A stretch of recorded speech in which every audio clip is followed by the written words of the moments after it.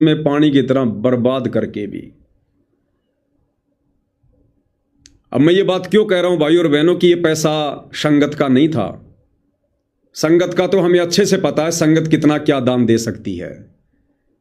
सतगुरु रामपाल जी अनेकों बार अपने प्रवचनों में जिक्र करते आए हैं कि बच्चों हमें पता है कि ये संगत कितना क्या दान कर सकती है। बेचारे किराया बड़ी मुश्किल से अपने घर से लेके आते हैं। इस संगत के पैसों के बलबूतों पर नहीं हुआ जो भी कुछ है ये, और ना ही सतगुरु रामपाल जी ने ऊपर से कोई माया बरसाई है। ये सारा का सारा जो खेल है भाई और बहनों ये राजनीति का है, राजनीति का। क्योंकि सतगुरु रामपाल जी का परिवार, उनके नालायक बेटे भक्ति और भगवान से कोसों दूर हैं। उनकी बुद्धि में मस्ती छाई है, काल बैठा हुआ है, रिमोट काल के हाथ में है। आपने सुना होगा थोड़े दिन पहले हरियाणा के हिसार के गांव धीरणवास से एक भगत भी है, रामउतार राणा।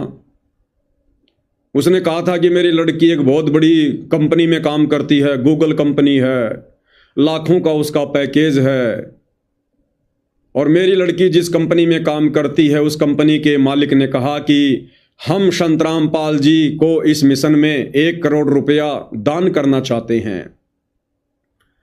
जब उस लड़की ने धनाना आश्रम में आकर ये बात बताई, सतगुरु रामपाल जी से कहते हैं वीडियो कॉल पर बात हुई।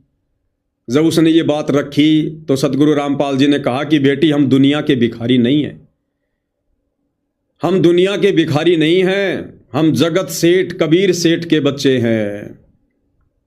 भाई और बहनों ये केवल एक दिखावा है, एक ड्रामा है, एक ढोंग है।